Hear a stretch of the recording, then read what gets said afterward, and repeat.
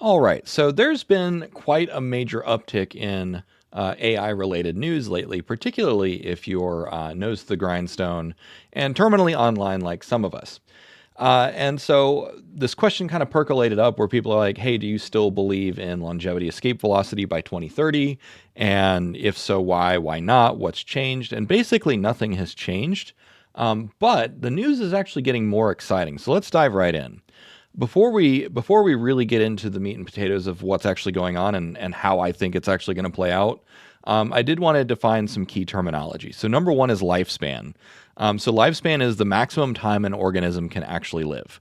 Humans have an upper limit of about 120 in terms of people that have officially been validated to have lived. I think what's her name, Jean Clement is still like 122 or 123 was the maximum. So this is basically the upper ceiling as to how long an organism is biologically capable of living under ideal circumstances. So that means it doesn't die of violence, it doesn't die of disease, it just dies of its own genetic disintegration, basically. There are a few biologically immortal organisms out there, but they're actually very rare. So health span is the period of time that you'll be like relatively vital. And for humans, it's 50 to 60 years. You can age a little bit better. Some people do stay active into their 70s and stuff. Like there are marathon runners in their 70s, but you rarely. I mean, if you look at the curves, like the charts as to like vitality and accidental causes of death, it goes up so fast after age 70. So in terms of adult years or years that you're not like a fragile child, you've got about 60 years maximum of good, healthy living under ideal circumstances. I'm already most of the way through that in my adult life, which is like, I don't like that feeling. Life expectancy then is a little bit different from lifespan. Life expectancy is the median age of death in your population. And so median age of death in your population basically says like you as a white male American, with, these demographics, you're probably going to die around age 78 or something like that. Which is different from lifespan because that takes into account things like disease and accidents and those sorts of things. So this is putting your lifespan in context. Now, lifespan has been going up very quickly over the last century, but will it hit diminishing returns? Will we get to a point where life expectancy actually plateaus? And I know that I said that incorrectly. Anyways, so longevity escape velocity, for those who are not familiar, longevity escape velocity is the hypothetical scenario where lifespan, or your actual maximum ceiling, is actually increasing at a rate of greater than 1 year per year. So basically, for every year that you live, for every calendar year that progresses, your lifespan, your actual period of time that you could expect to reasonably expect to live, goes up by more than another year.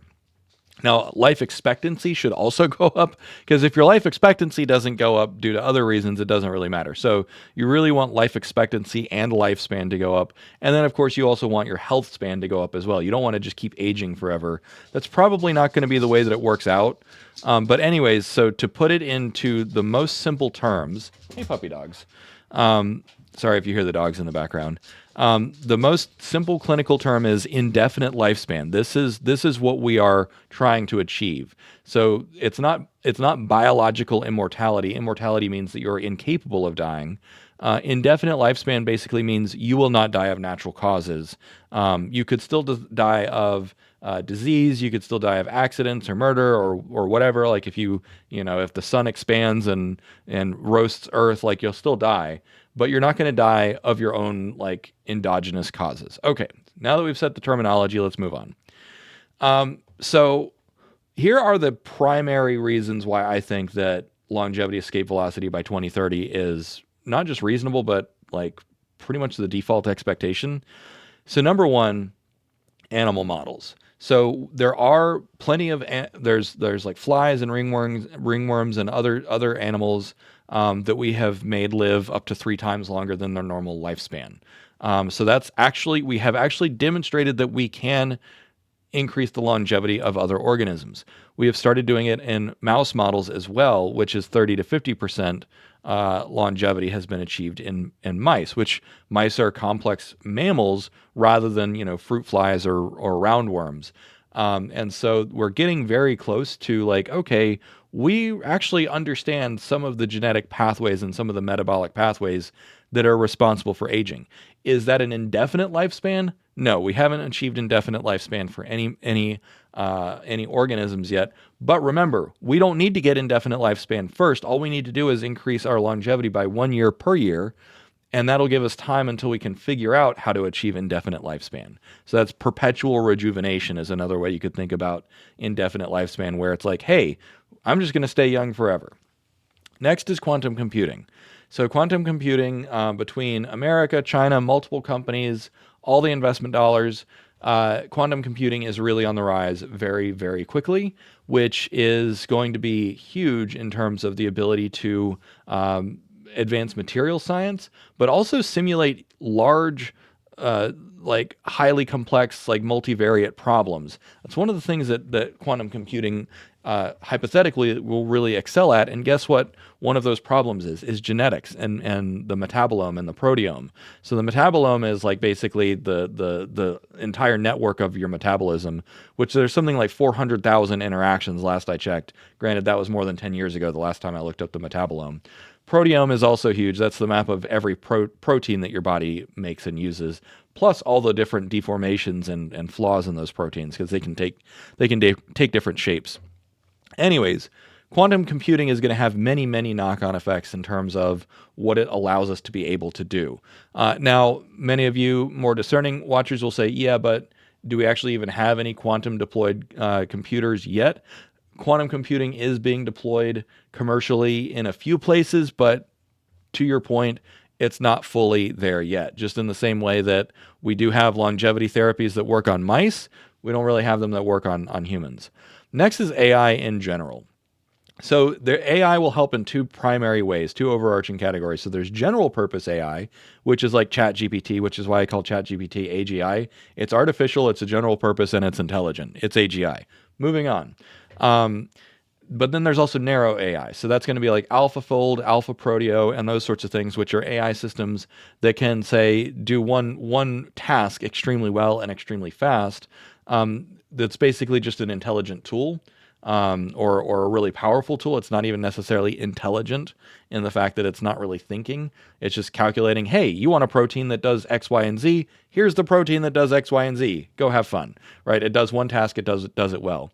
So the combination of general purpose intelligence, such as ChatGPT and its successors, as well as narrow artificial intelligence, those things combined really have a dramatic impact and also compounding returns in terms of helping researchers go faster, and then also helping with the actual like drug discovery and those sorts of things. Long story short, it's a very achievable target. Like getting to the point where we're accelerating, or where we are adding 1 year of life expectancy per calendar year by 2030. We got 5 years to do that. Honestly, with some of the therapies that are out there today, you could probably do that today. But they're not necessarily approved yet. And they're not necessarily scientifically validated, but all of that is going to continue accelerating. And what I would say is that the primary bottleneck is going to be computation. We can't run full body simulations. We can't run full genome simulations. We can't run full protein simulations. That has been an intractable problem up until now. But with the combination of artificial intelligence and everything else that Google, DeepMind is doing and others, that's not going to be a problem for long. And that is, I think, going to be the biggest thing. And so some of the simulations that would help us accelerate longevity research, they're intractable now, but they will be trivial soon. Now, that was the meat and potatoes of it. So I just want to kind of like gloss over some of the breakthrough therapies that have helped with mice. So telomerase gene therapy has extended mouse lifespan by 24%. So that's a quarter longer. So for humans, that would be like adding 30 years to your lifespan. So that one therapy alone could, if it worked on humans, would take our lifespan from 120 to 150. That's an extra 25 or extra quarter percent. You get what I mean. That's from a single therapy. Now, if we were to find that therapy works on humans or a similar therapy, then you immediately get an extra 30 years. Now, there's partial programming, so the Yamanaka factors. This is actually percolated up, and this is popular in both mice and human models. It increased remaining lifespan of older mice by 109%. So it doubled the amount of life that they had left. So again, this one single therapy, if it works on humans or if something similar works on humans, let's say, I'm 39 at time of recording, so I'm about almost exactly halfway through my life expectancy, based on my demographics and everything else. So if I have 39 years left, but this one therapy gives me 109% more, that's what? That's going to be about 33 to 34, or no, sorry, 43 to 44 more years on top of that. So that is like, if I were to do this today, then suddenly my life expectancy goes from 79 up to, let's see if I can do the math, 113 or something like that? Yes. Anyways, 123. So again, like longevity escape velocity, that's actually a much lower threshold than you think when you look at the data out there, when you look at actually what is possible. CRISPR base gene editing for mice. Now, what I'll point out is this particular one that increased lifespan by 137%. That was correcting a specific mutation that was not otherwise healthy mice. So this one's a little bit like, okay, fine. But the fact that you more than doubled the life expectancy or the lifespan of a mouse with a particular disease, then there you go. Clotho gene therapy. This is another one that was very helpful. One thing that has really been coming out is some of these are gender specific. So some of these therapies work better on male mice rather than female mice. And I don't really know why yet. I didn't look that deeply into the research, but I thought that was pretty cool. Moving on. So you might say, okay, mouse models are one thing, but what about humans? So the OSK gene therapy in non-human primates has shown that it is, good grief. Non-human primate studies with OSK has shown signs of tissue rejuvenation. Good grief, why couldn't I say that? So that gets us closer. So going from like fruit flies to mice, that's a big jump because you're going from invertebrates to mammals, and then going from mice to chimpanzees or other non-human primates. That gets us you even more genetically closer to humans. Combination therapies as well, such as rapamycin and acarbose, produced larger median lifespan extension in mice. So this, and the fact that we know that some of these also work on humans, it's like, okay, well, if it makes mice live longer, and if they work together in what's called an entourage effect, that's the medical term for therapies that work better together, is entourage effect. So if you can get an entourage effect from just 2 of these treatments, well, what if you end up with a dozen of these treatments and then they all work synergistically? Senolytic studies are a really big thing. So basically, senolytics force your body to clear out older cells, making room for younger cells. If you were to combine senolytics with, for instance, stem cell rejuvenation therapy, it's entirely possible that that's all you need. Probably not. We would have figured it out by now, but that's definitely a direction to go. The blood-based interventions. So this was actually popularized by Brian Johnson, who frequently has his like blood exchanged or whatever. It's kind of vampiric, honestly. Like, rich guy wants to live forever by exchanging blood with healthier, younger people. He's kind of a vampire, and I don't mean that like as an insult. I just mean like it's kind of funny, tongue in cheek. Anyways, moving on. Real quick, I want to plug all of my links. So link is in the description. My link tree, I've got everything up there. All of my communities, all my books, everything else. Go check it out. I've got other YouTube channels. I've got learning communities. I've got 3 communities you can join, actually. Well, technically 4. My wife runs one. So we've got 3 communities on School, plus Patreon and Discord, so on and so forth. I'm also on Substack. Now you know. All right, you know where the link is. Check it out. Moving on. All right, so this is an AI channel, so let's talk about specifically what AI is doing or what AI might do in the near future. So first and foremost is drug discovery. There are numerous companies that have integrated AI into their drug discovery pipelines. So it's almost not even worth mentioning. Now you say AI, okay, like what kind of AI, right? So there are different kinds of AI. OpenAI made their version of GPT that was specifically for longevity research. Google has AlphaFold, AlphaProteo, and others.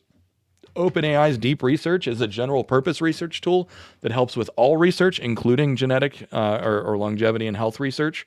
I've used it quite extensively for my burnout. Oh, by the way, some of you have asked if I do like consulting or whatever for burnout. Check out the burnout community. It's now they're publicly available on my Linktree. It's called Burnout Recovery Community. It's exactly what you'd expect. So if you're going through burnout, you can go check on that. Anyways, sorry, I wanted to address that.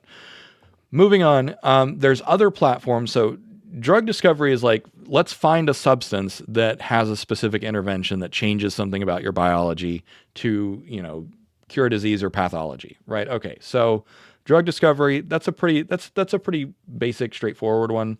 Genetics, though, is like, okay, well, knowing what drug to make or what protein to make is like the last half of the battle. The first half, or that's the first half of the battle. The last half of the battle is actually making it. So the first half of the battle is understanding what's actually going on. Genetically speaking, what are the proteins and genes that you can, the knobs and levers, the biological knobs and levers you can pull and twist and prod to actually get the outcomes that you're looking for. How do you understand what is going on in a particular disease? And so AI is also helping accelerate just fundamental biological understanding. Personalized medicine is also on the rise. So there are more and more silicon chips and other kinds of chips, for instance, that are continuing to make gene sequencing much, much cheaper. And so basically, what I kind of anticipate is within a few years, you're going to see a device that's more or less a tricorder, where it's like you've got a little probe, like you touch someone's skin, and you won't probably be able to just scan them, like wave it over them, but you touch someone's skin, it'll rapidly detect all the substances, in their blood and sweat. It'll be able to sequence their whole genome within a few seconds, and then give you a little, give you a little readout on a screen that says they have, this, and this disease. Here's the full menu of what you can look for. And of course, like it'll be AI enabled, so it'll be able to not just give you a report of numbers, but actually offer you a diagnosis immediately right off the bat. So that kind of technology will be very helpful for personalized medicine. And honestly, if there was a tricorder, I would be the first one to buy one because I'm a hypochondriac. I'm like, what's wrong? Like, tell me what's wrong with my body. That's why I have my Garmin, is because that's the closest thing I have to a tricorder today. It's monitoring everything down to heart rate variability, breathing, and that sort of stuff. Nanotech is also on the rise. So nanotech is basically, you're already made of nanotechnology. Like, what do you think a white blood cell is? That's nanotech. It's just organic. So it's like you want silicon, nanotech or carbon-based nanotech. I don't really care. There's a reason that life chose carbon, even though silicon is more prevalent in Earth's crust. So carbon might actually be the most efficient, like, atom upon which to base nanotech. Anyways, it needed to be there as an honorable mention. I already mentioned deep research, so we don't need to rehash that. Moving on. Okay, so long term, how do I think it's going to play out like after 2030? So number one is virtual organisms. So number one, when you can simulate an entire organism, because like we're at the point where we can simulate like a whole cat brain or those sorts of things. That's part of the way there, but when you can simulate an entire organism, like not necessarily down to every single individual cell, but every system and every metabolic interaction, you get virtual organisms. Then you do multiple ones of those down to the genes. You have digital evolution. And so what I mean by digital evolution is you can say, hey, let's take, a population of 1,000 different human genomes from across the world and just put them into an evolutionary simulator for 500,000 years or 1 million years or 10 million years. And what we're going to be selecting for is longevity. We're going to select for those humans in this simulation that just live longer. and live longer and longer and longer. And what I suspect will happen if you run that simulation, you're going to find combinations of genes and permutations of genes and find some mutations that ultimately, like your what I would expect to see is your lifespan would kind of go up slowly, and then it would go up hyperbolically, because as biology solves all the problems where it's like, hey, the simulation gets more rewards for finding those organisms, those versions of humans that basically live forever. If you're selecting very strongly for that, you will find the genes or the combinations of genes or the new genes that will cause you to live forever. So then you do a network analysis with quantum computing and AI and all that stuff to say, okay, cool. We know hypothetically how your genetic makeup might look in the future if you live forever. How can we simulate that today? And then, of course, if you have the ability to simulate entire organisms, then you say, let's make a digital clone of you down to the genetic level, and give it this drug therapy or this cluster of drug therapies to see if it rejuvenates you. There you go. Precision, personalized longevity. That's how I think it's actually going to play out when you end up with indefinite lifespan. And I would expect this kind of therapy to be available within 20 years, because that's singularity and everything's going to happen at singularity. So if basically the rule of thumb that I have for singularity is, if it is computationally feasible, if it is hypothetically possible with computation, it will be solved by 2045. Okay. So that's all pie in the sky, but what will you personally experience? Personally, present day, you can increase your health span already. Brian Johnson has proved that pretty empirically. Now, he is still aging. He's just aging very slowly. Time will tell if the combination of therapies that he's done is actually rejuvenating him. Or is it just that, I think he's 43 or 45 right now. Maybe he's just the healthiest that any 45-year-old possibly could be, but he's still biologically 45 years old. Time will tell. Anyways, all of that's possible today. So your health span can already go up today. I've started taking NAD plus precursors and a whole bunch of other stuff, and it definitely has made me feel younger. Granted, I've got a disease. I've got burnout. That's a multi-system dysfunction. So I'm still correcting a pathology. Anyways, it helps me.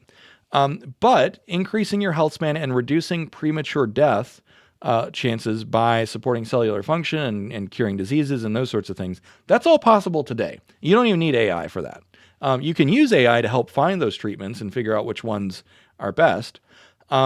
Near-term treatment, stuff like rapamycin. So people say well, there are no longevity, drugs that are approved. Actually, that's not true. Rapamycin is approved, and off-label, it might actually increase your lifespan, particularly when used in conjunction with other therapies. Now, that's not a recommendation. Brian Johnson just put out a video saying that he stopped taking rapamycin because it was actually accelerating his aging.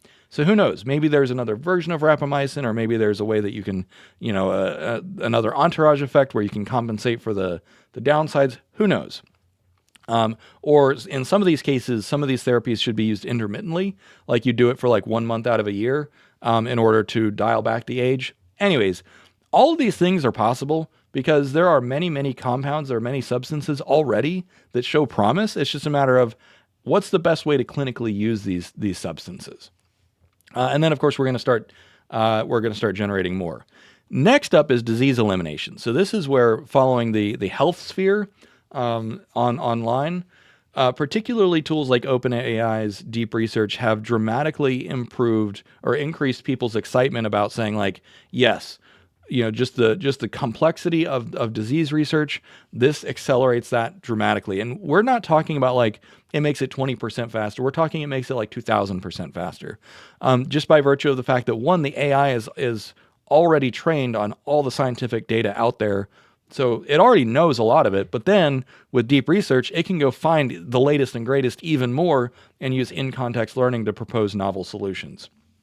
So I've talked directly with some of the leading world experts who talk about this stuff, and they're all very excited. They're saying, yes, this technology, the ultimate conclusion is this technology will cure basically all diseases over the next 10 to 15 years. Then, as we get closer to singularity, 2045 is like the omega point. Comprehensive rejuvenation therapies will become more and more commonplace. This might be, a sequence that you do like once a year, or maybe once every 5 to 10 years, where it's like you get a few injections, you get some stem cells, you get some other stuff, some senolytics, and hey, you've dialed your age back by 10 or 20 years. Do that every 5 to 10 years, and in the meantime, during those times, the technology is going to and science is going to be continuously progressing. You're going to be kicking the can down the road indefinitely, but also every time you kick the can, it's going to go further down the road. So until eventually you're Superman and you kick the can off the planet and you don't have to worry about it ever again. And that's when we get to the terminal point of routine maintenance, where it's basically we know enough about genetics and medicine and everything that aging and disease are just really not going to be something that you think about. It's just going to be like, oh, you go to the doctor once a year, or you probably don't even need to go to the doctor. Like, honestly, my Garmin in 10 or 20 years will be a tricorder that you're wearing at all times, if it's not even fully implanted. And then, who cares, right? It's just say, oh yeah, like you need this substance, and it orders it from, future Amazon or whatever. Now, finally, you might say, that all sounds really great, Dave. What are the biggest barriers? And as I was thinking about it, really the biggest barrier is humans. We are our own worst enemy. That's all there is to it. In America, the FDA is archaic, and it's a fully calcified organization. That's not to say that the FDA doesn't do good stuff and has good levels of curiosity about some things. But like, it's an old organization, and it really needs to be, it needs a rejuvenation shot. So for instance, the FDA has not declared aging as a disease. And the reason for that is because, like, distilling it down, there is a reluctance to medicalize normal biological processes. They say aging is normal, so just deal with it. It's like, okay, well, by that same logic, like, why do we medicalize pregnancy? Pregnancy is a normal biological process, so why do we medicalize that? Or, like, kind of the joke that everyone says is like, erectile dysfunction is a normal biological process, so why do we medicalize that? So for me, honestly, the reason that the FDA has failed to declare aging as a disease is just a BS excuse. I personally think it comes down to skepticism and a death wish. You ask people like, hey, hit button A and you have indefinite lifespan. Hit button B, nothing changes, and you have you'll die of natural causes or an accident or disease.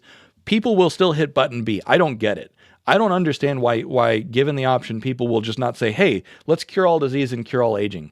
Lots of people out there have a death wish. Lots of people out there honestly believe that death is a moral good and that it is a necessary, metaphysical function. Maybe it is. Maybe like some divine force out there says you will all die, and it's, by God's will. I don't know. But I don't really see that. So anyways, I think that there is kind of a death cult out there, and I think that AI and longevity medicine and all this stuff is really going to hold a black mirror up to people, and it's going to come down to like, do you want to die? Yes or no? And some people will say, yes, I want to die. It's like, well, do you want to die today? No. And I think, and here's the thing is like, you give any person to say who's sick or in pain, hey, this treatment will give you another year. Most people will take that. This treatment will give you another 5 years of healthy life. Most people will take that. So just the rational choice of sick people making that choice over and over again, we're going to get to longevity, escape velocity, and indefinite lifespan eventually. Even as people, I'm sure that even when we have a life expectancy of 1,000 years, there's still going to be people saying, oh, well, maybe we should die. Maybe death is actually good. Meanwhile, they're going to be hypocrites taking the rejuvenation sauce. Anyways, that's my rant. Thanks for watching to the end. Cheers.